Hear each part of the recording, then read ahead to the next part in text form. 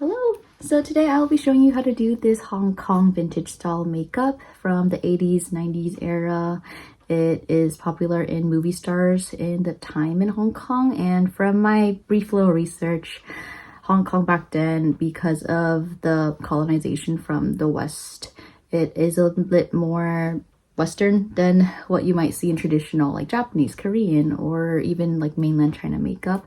There are the focal points of the lips and darker brows, and the eyes are also high contrast and high saturated, so you will see how the dark parts of your face, like the brows, lips, eyes, will be more emphasized, and the rest of your face will be kept more minimal and bare.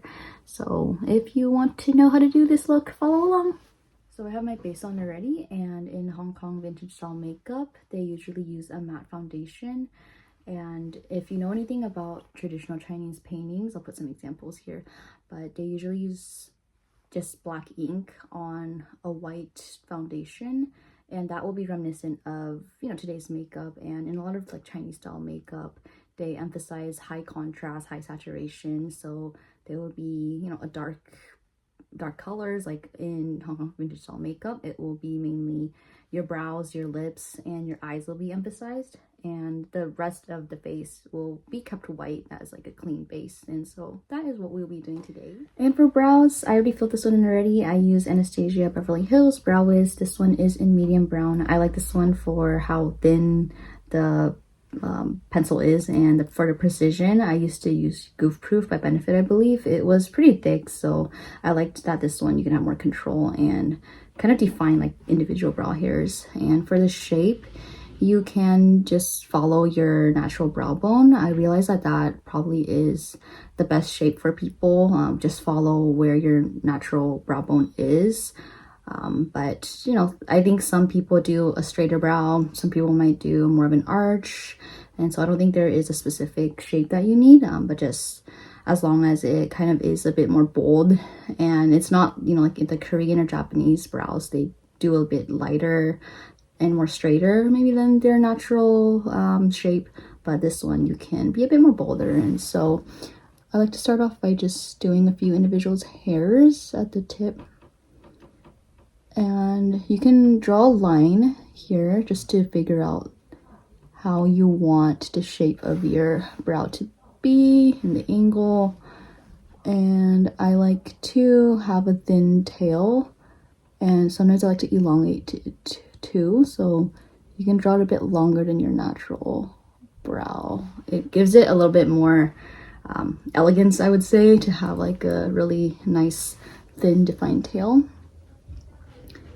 And I like to fill in the top a bit. I kind of have like a lacking top arch. It's always been that way. So I will fill that part in a bit.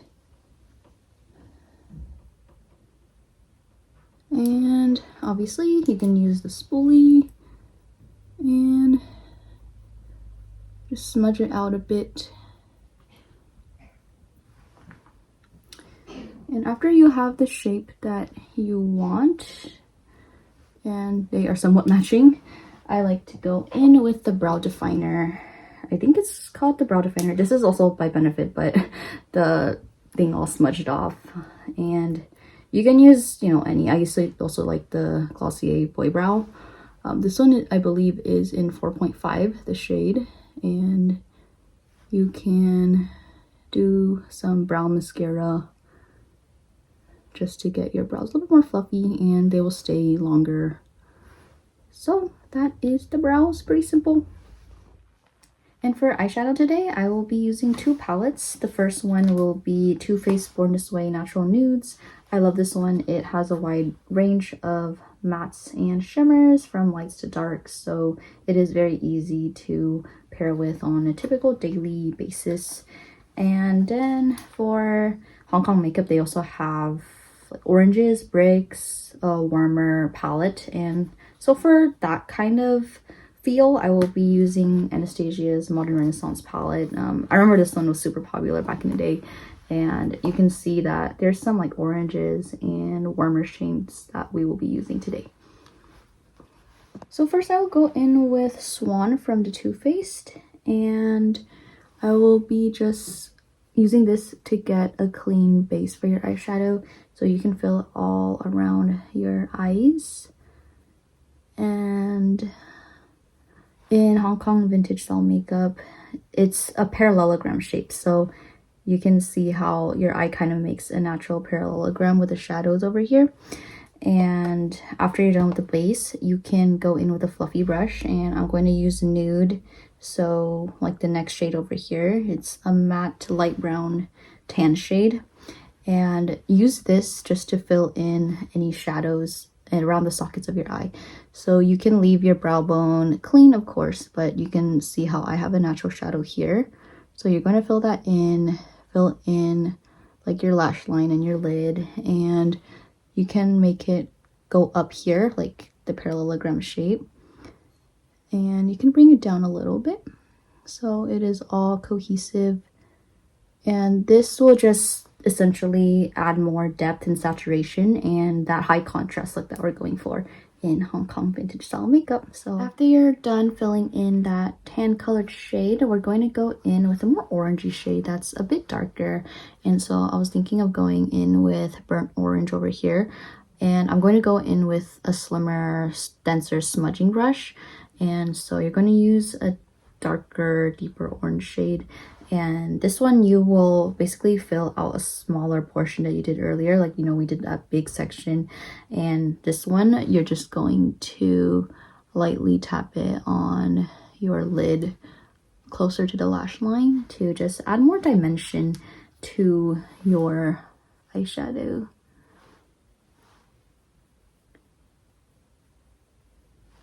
And you can also add in a darker orange. I'm going to go in with a bit of Real Gar here just for more saturation and that earthy warmth tone look that we're going for. And whenever you're done adding in the smaller section of the darker, warmer shadows, you can go in back with your fluffy brush that you did initially to fill out that tan shade and just blend it all together, like the edges of where all the eyeshadows met, so it won't be as harsh. Lastly, for eyeshadow, I'm going back in with the Born This Way Nudes palette, and I'm going in with Truffle, the darkest matte brown shade. And this is the last step, just to fill in your lash line. I already did it with this eye, where you draw like a fake liner with a really thin eyeshadow brush, and this will help you map out your eyeshadow for later, and it also gives you a more natural look. Another thing in Hong Kong retro makeup is that they have a lower lash line. It's just half of your eye, and I bought a CANMAKE creamy touch liner. This one is in medium brown, I believe, and it is super thin and it's kind of a crayon consistency.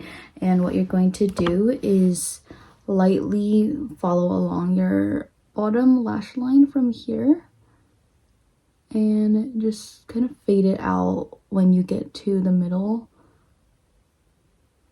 And you can also take your brush, an eyeshadow brush from earlier that you did to use a dark brown on your lash line, and blend it out a bit more so it is less harsh. I did my top eyeliner off camera, but I ended up just using the JUDYDOLL Slim Liquid Eyeliner. This one is in deep brown, but you can also use black.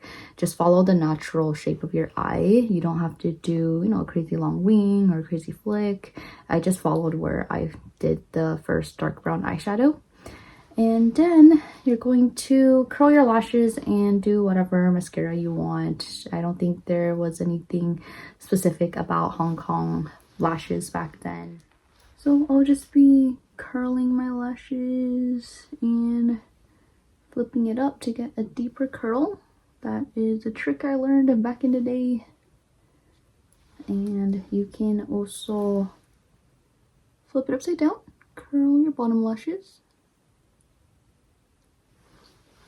And for mascara, I have the CLIO Kill Lash.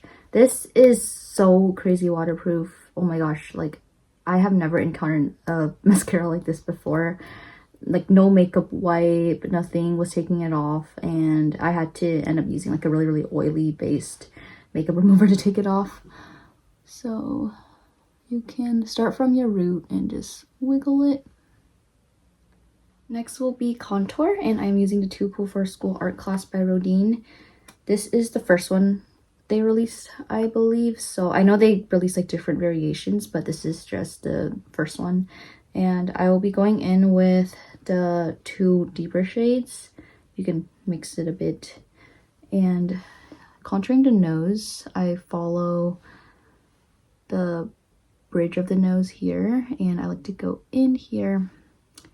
And next I would accentuate this, I think it's got the never mind, I don't know what it's called, like this section of the nose and the tip here, and kind of just line it down here.